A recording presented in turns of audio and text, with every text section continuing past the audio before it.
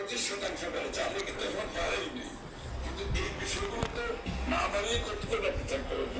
আরেক প্রশ্নের জবাবে মন্ত্রী বলেন, অর্থনৈতিক সংকট নিরসনে কাজ করছে সরকার, তবে এই মুহূর্তে মধ্যপ্রাচ্য যুদ্ধ সহ সার্বিক পরিস্থিতিতে এলডিসি উত্তরণের সুযোগ নেই। গ্রাজুয়েশন থেকে যারা পড়াশোনা স্টেশন যখন হবে ওই 3 বছর মধ্যে আমাদের রেডিনেস যে বিষয়গুলো আছে এগুলো বিএনপির ম্যানিফেস্টোতে সব বলা আছে।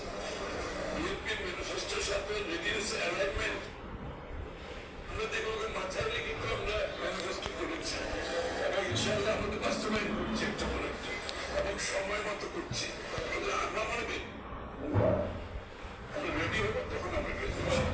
The banking industry recently, people are laying কাজ করে যাচ্ছে বলে আশ্বাস দেন অর্থ ও পরিকল্পনা মন্ত্রী আমির খসরু মাহমুদ চৌধুরী। ভেরি লো ইয়াসির রানা, এটিএন বাংলা, ঢাকা। জ্বালানি সাশ্রয়ে সরকার নির্ধারিত নতুন সময়সূচি মেনে অফিস করছেন কর্মকর্তা কর্মচারীরা। নতুন সময়সূচি অনুযায়ী সকাল 9টা থেকে বিকেল 4টা পর্যন্ত 7 ঘন্টার সময়সূচি কঠোরভাবে অনুসরণের নির্দেশ দেয় সরকার। আজ থেকে কার্যকর হয়েছে এই নতুন নিয়ম।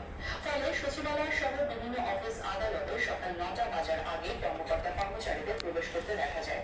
এদিকে অফিসের সঙ্গে সমন্বয় করে ব্যাংকিং খাতেও আনা হয়েছে পরিবর্তন। সেই অনুযায়ী ব্যাংকগুলো সকাল 9টা থেকে বিকেল 4টা পর্যন্ত খোলা থাকলেও গ্রাহকরা লেনদেন করতে পারছেন সকাল 10টা থেকে দুপুর 3টা পর্যন্ত। বৈশ্বিক জ্বালানি সংকটের চাপ মোকাবিলায় সরকারি, আধা সরকারি এবং স্বায়ত্তশাসিত সব প্রতিষ্ঠানে নতুন অফিস সময় নির্ধারণ করে দিয়েছে সরকার। শিক্ষা প্রতিষ্ঠান অনলাইন নাকি অফলাইনে চলবে এই বিষয়ে এই সপ্তাহের মধ্যেই চূড়ান্ত সিদ্ধান্ত নেওয়া হবে বলে জানিয়েছেন শিক্ষামন্ত্রী ডক্টর আনাম এহসানুল হক মিলন। তিনি বলেন, আগামী 2-1 দিনের মধ্যে সংশ্লিষ্ট স্টেক হোল্ডারদের সঙ্গে বৈঠক অনুষ্ঠিত হবে এবং বৃহস্পতিবার মন্ত্রিসভার বৈঠকে এই বিষয়ে চূড়ান্ত সিদ্ধান্ত ঘোষণা করা হবে।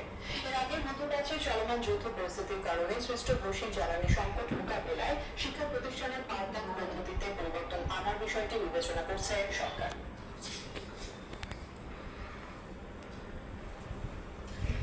সরকারের নানা উদ্যোগ সত্ত্বেও রাজধানী সহ সারা দেশের ফিলিং স্টেশনগুলোতে পৌঁছে না গ্রাহক ভোগান্তি।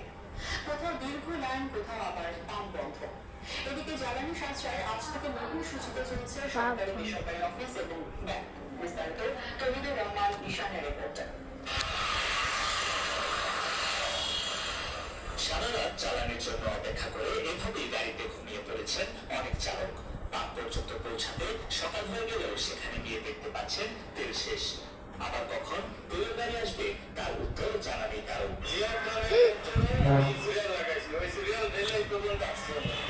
আসার পরে তারা বলছে যে তেল নেই। সারা রাত্রি আমি এখানে কাটাইছি, এখন তেল ছাড়া যদি আমি চলে যাই তাহলে দেখা যায় আমি পরের রাত্রি আবার এসে আমি রেলে থাকা লাগবে।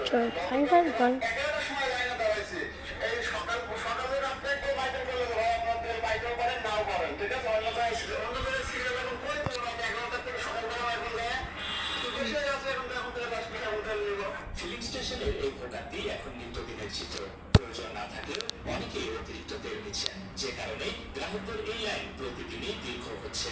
95% সিএনজি গাড়ি লাইনে দাঁড়ায় থাকে। আসলে 1000 টাকা তেলও নেয় না, এখন প্রতিদিনই তাদের তেল লাগে। এটা হচ্ছে আরো বেশি সমস্যা। অফিসগামী যাত্রীরা বলছেন তাদের কর্মঘণ্টা নষ্ট হচ্ছে শুধুমাত্র তেল কিনতে গিয়ে। মন্ত্রীদের দরকার ধরে রাস্তা যায় তেল নিয়ে দেয়, তেল নিলে আমাদের মতো তেল নেয়, তাহলে তারা বুঝবে যে আসলে তেল নেওয়ার যে সংকটটা সমাধান করা উচিত প্রতিনিয়ত। তেল যদি না থাকে মানুষকে বলে দিক যে তেল নেই, আপনারা গাড়ি চালায় বন্ধ করে রেখে দেবেন। জ্বালানি দুর্ভোগ মোকাবেলায় বেশ কিছু জরুরি পদক্ষেপ নিয়েছে সরকার। তারই ধারাবাহিকতায় কর্মঘণ্টা কমিয়ে নতুন সময়সূচিতে চলছে অফিস ও ব্যাংকগুলো। সেই সাথে অবৈধ মজুদ ঠেকাতে সারা দেশে অভিযান ও জেলা জরিমানা অব্যাহত রয়েছে। তারপরও ভোগান্তি থেকে রেহাই দিচ্ছে না ভোক্তাদের। তৌহিদুর রহমান নিশান, এটিএন বাংলা, ঢাকা। রাশিয়া কিংবা অন্য কোনো দেশ থেকে জ্বালানি তেল কিনতে যুক্তরাষ্ট্রের অনুমতি লাগবে এমন কোনো গোপন চুক্তি করা হয়নি বলে জানিয়েছেন পররাষ্ট্রমন্ত্রী ডক্টর খলিলুর রহমান। সচিবালয়ের সাংবাদিক সম্মেলনে মন্ত্রী আরও বলেন, বাংলাদেশের জনগণকে ন্যায্য মূল্যে তেল দিতে ভারত সহ যে কোনো দেশ থেকে জ্বালানি কিনবে সরকার।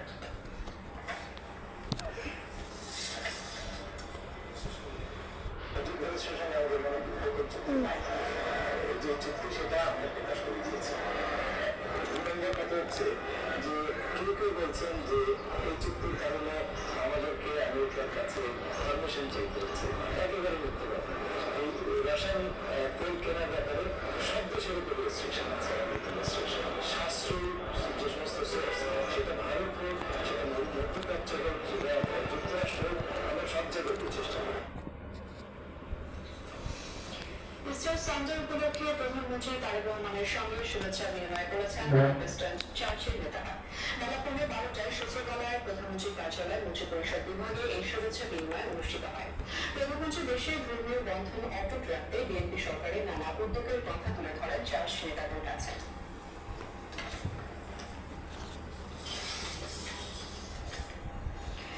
বিশ্বের মতো বাংলাদেশের যথাযোগ্য মর্যাদা এবং গভীর ধর্মীয় ভাবগাম্ভীর্যের মধ্য দিয়ে পালিত হচ্ছে খ্রিস্টান সম্প্রদায়ের অন্যতম প্রধান ধর্মীয় উৎসব ইস্টার সানডে। এই উপলক্ষে রাজধানী তেজগাঁও ক্যাথলিক চার্চ এবং রমনা সেন্ট ম্যারিজ ক্যাথেড্রাল সহ বিভিন্ন গির্জায় ছিল উৎসবমুখর পরিবেশ। প্রার্থনার পাশাপাশি ছিল বিশেষ ভোজ, শুভেচ্ছা বিনিময় এবং শিশুদের মধ্যে রঙিন স্টারের বিতরণ সহ নানা আয়োজন। পবিত্র ইস্টার সানডেতে খ্রিস্টান সম্প্রদায়ের সদস্যদের শুভেচ্ছা জানিয়ে পৃথক বাণী দিয়েছেন রাষ্ট্রপতি মোহাম্মদ শাহাবুদ্দিন ও প্রধানমন্ত্রী তারেক রহমান।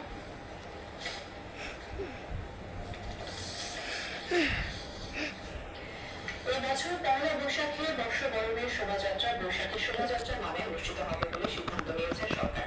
সচিবালয়ের সংস্কৃতি বিষয়ক মন্ত্রণালয়ে বাংলা নববর্ষ এবং বিভিন্ন জাতিগোষ্ঠীর বর্ষবরণ উৎসব উদযাপনের প্রস্তুতি নিয়ে আয়োজিত বৈঠক শেষে এই তথ্য জানান সংস্কৃতি মন্ত্রী নিতাই রায়চৌধুরী। তিনি বলেন, সমাজে কোনো ধরনের বিভাজন বা সংঘাত নয়, বরং বৈচিত্র্যের মধ্যে ঐক্য প্রতিষ্ঠাই সরকারের মূল লক্ষ্য। জানান, নাম পরিবর্তনের বিষয়টি ইউনেস্কোকে আনুষ্ঠানিকভাবে অবহিত করা হবে। মানব প্রবীণ সকলের রিপোর্টে বিস্তারিত। সরকার বদল হলেই বদলে যাচ্ছে ঢাকা বিশ্ববিদ্যালয়ের চালু করার শোভাযাত্রার নাম। স্বৈরাচার বিরোধী আন্দোলনে মানুষকে ঐক্যবদ্ধ করতে 1989 সালে পহেলা বৈশাখে আনন্দ শোভাযাত্রার আয়োজন করা হয়। আওয়ামী লীগ সরকার ক্ষমতায় আসার পর 1996 সালে সেটির নামকরণ করা হয় মঙ্গল শোভাযাত্রা। তারপর থেকে এই নামেই শোভাযাত্রাটি ব্যাপক পরিচিতি পায়। 2016 সালে মঙ্গল শোভাযাত্রাকে বিশ্ব সংস্কৃতির ঐতিহ্য হিসেবে স্বীকৃতি দেয় ইউনেস্কো। 2024 সালে অন্তর্বর্তী সরকার আসার পর এটিকে আনন্দ শোভাযাত্রা নামকরণ করা হয়, যার পক্ষে বিপক্ষে মত দেন অনেকেই। বিএনপি সরকার আসার পর আবারও এই শোভাযাত্রা নাম পরিবর্তন করে করা হলো বৈশাখী শোভাযাত্রা। এর কারণ জানালেন সংস্কৃতি মন্ত্রী।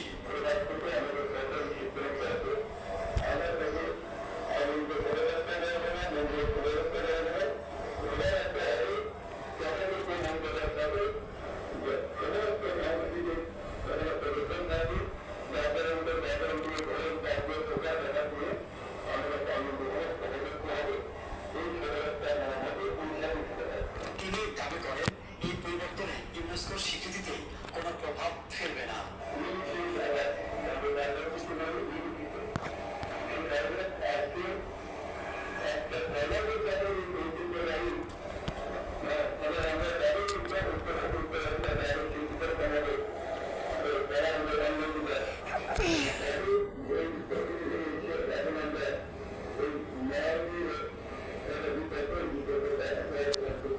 মঙ্গল শোভাযাত্রা ঘিরে সব ধরনের নিরাপত্তা ব্যবস্থা নেওয়া হয়েছে বলে জানায় ঢাকা বিশ্ববিদ্যালয় কর্তৃপক্ষ। মাহবুব কবির চপর, এটিএন বাংলা, ঢাকা। দুদিন বিরতির পর আজ বিকেলে আবার বসে চলল জাতীয় সংসদের অধিবেশন। বিকেল 3:30টায় জাতীয় সংসদ ভবনের অধিবেশন কক্ষে অধিবেশন শুরু হওয়ার কথা রয়েছে। এর আগে বৃহস্পতিবার স্পিকার হাফিজউদ্দিন আহমদ রবিবার বিকেল 3:30টা পর্যন্ত মুলতবি ঘোষণা করেন। আজ জ্বালানি সংকট, জুলাই সনদ বাস্তবায়ন সহ গুরুত্বপূর্ণ বিভিন্ন ইস্যুতে আলোচনা হতে পারে বলে ধারণা করা হচ্ছে। এছাড়া কার্যসূচিতে থাকতে পারে প্রশ্নোত্তর পর্ব এবং অন্যান্য সংসদীয় কার্যক্রম। উত্তরের জেলা বগুড়া সদরে আবারও বলছে নির্বাচনী হাওয়া। আগামী 9 এপ্রিল অনুষ্ঠিত হতে যাচ্ছে বগুড়া 6 আসনের উপনির্বাচন। এর মধ্যে প্রচারণায় ব্যস্ত প্রার্থীরা ভোটারদের মন জয়ে দিচ্ছেন নানা প্রতিশ্রুতি। শান্তিপূর্ণ এবং উৎসবমুখর পরিবেশে নির্বাচন আয়োজনে সব ধরনের প্রস্তুতি নিয়েছে নির্বাচন কমিশন। 18 গুণ আজিজুল হাকিম মেমনের রিপোর্ট জানাচ্ছেন মিজান শাহজাহান। সদর উপজেলা নিয়ে নির্বাচনী আসন বগুড়া 6। গত 12 ফেব্রুয়ারি জাতীয় সংসদ নির্বাচনে এই আসনে সংসদ সদস্য নির্বাচিত হন বিএনপির চেয়ারম্যান তারেক রহমান। একই সাথে ঢাকা 17 আসন থেকেও নির্বাচিত হন তিনি। পরে নিয়ম অনুসারে একটি আসন রেখে বগুড়া 6 আসনটি ছেড়ে দেওয়ায় এটিকে শূন্য ঘোষণা করে ইসি। 9 এপ্রিল এই আসনে অনুষ্ঠিত হতে যাচ্ছে উপনির্বাচন। ভোটাররা বলছেন প্রার্থীদের আচরণ, অতীত অভিজ্ঞতা ও নির্বাচনী অঙ্গীকার মূল্যায়ন করে যোগ্য প্রার্থীকে সংসদে পাঠাবেন তারা। সব যোগ্য নিরপেক্ষ যে নির্বাচন করবে এবং প্রার্থী হবে আমরা তাকেই ভোট দেব। এই আসনে ভোটের মাঠে উঠছেন 3 প্রার্থী। ধানের শেষ প্রতীকে বিএনপি রাজাউল করিম বাদশা, দাঁড়িপাল্লা জামাতের আবিদুর রহমান সোহেল ও ফুলকুচু মার্কায় বাংলাদেশ ডেভেলপমেন্ট পার্টির আলামিন তালুকদার। তবে জয়ের ব্যাপারে শতভাগ আশাবাদী রাজাউল করিম বাদশা ও আবিদুর রহমান সোহেল। এটি ভোটটা বিএনপির আসন, ধানের শীষের আসন, বিএনপি ঘাটি কাজে এখানে যেই নির্বাচন হচ্ছে আসন থেকে সেই বিপুল ভোটে নির্বাচিত হয়েছে এবং সৃষ্টি করা হোক 9 তারিখের উপনির্বাচনকে সুন্দর, সুস্থ এবং গ্রহণযোগ্য পরিবেশে শান্তি ব্যবস্থা করে করা হোক। নির্বাচনকে কেন্দ্র করে যে কোনো ধরনের অনাকাঙ্ক্ষিত পরিস্থিতি এড়াতে তৎপর রয়েছে প্রশাসন। লেভেল টিম থাকবে, ভিজিবল গার্ড 8 জন ভিজিবল থাকবে, 18 জন নির্বাহী রেজিস্ট্রেট তাদের দল জুড়ে তারা ঘটনা করে একটা ঘটনা জেলে আছে আমরা সেটা জেলে আমরা চেষ্টা করব। এবারও অবাধ, সুষ্ঠু, নিরপেক্ষ ও উৎসব মুখর উপনির্বাচন আয়োজনের মাধ্যমে উদাহরণ সৃষ্টি করতে চায় নির্বাচন commission. Bureau report, ATN Bangla. আগামী 9 এপ্রিল শেরপুর 3 শ্রীবর্দী ঝিনাইগাতি আসনে অনুষ্ঠেয় ত্রয়োদশ জাতীয় সংসদ নির্বাচন ঘিরে নির্বাচনের প্রচারণা জমে উঠেছে। জনসংযোগ করতে ঝিনাইগাতি স্টেডিয়াম মাঠে জামাতের প্রার্থী মাসুদুর রহমান মাসুদের দাঁড়িপাল্লা প্রতীকের সমর্থনে নির্বাচনী জনসভা অনুষ্ঠিত হয়। এ সময় দলের সেক্রেটারি জেনারেল অধ্যাপক মিয়া গোলাম পরোয়ার সুষ্ঠু ও নিরপেক্ষ নির্বাচনে গুরুত্বারোপ করে সংসদ প্রার্থী বেছে নেওয়ার আহ্বান জানান। আসনটিতে জামাত ছাড়া বিএনপির প্রার্থী মাহমুদুল হক রুবেল এবং সমাজতান্ত্রিক দলের মিজানুর রহমান প্রতিদ্বন্দ্বিতা করছেন। গত 3রা ফেব্রুয়ারি জামাতের প্রার্থী নুরুজ্জামান বাদলের মৃত্যুতে এই আসনে নির্বাচন স্থগিত করে ইসি। বিচার প্রক্রিয়াকে এগিয়ে নিতে ট্রাইব্যুনালকে সব ধরনের সহায়তা করতে র্যাব প্রস্তুত রয়েছে বলে জানিয়েছেন সংস্থাটির নবনিযুক্ত মহাপরিচালক হাসান আহমেদ পলাশ। প্রতিষ্ঠানটি সংস্কার কিংবা বিলুপ্ত হবে কিনা তা সরকারের সিদ্ধান্ত, এমনটা জানিয়ে মহাপরিচালক জানান রাষ্ট্রের কাজে দায়িত্বশীল হলে র্যাবের ভাবমূর্তি বাড়ার সাথে সাথে যুক্তরাষ্ট্রের বিয়ার নিষেধাজ্ঞাও উঠে যাবে বলে মনে করেন তিনি। আরো জানাচ্ছেন জি এম তসলিম। রাজধানীর কারওয়ান বাজার মিডিয়া সেন্টারে সাংবাদিকদের সাথে মত বিনিময় করেন র্যাবের নবনিযুক্ত মহাপরিচালক হাসান আহমেদ পলাশ।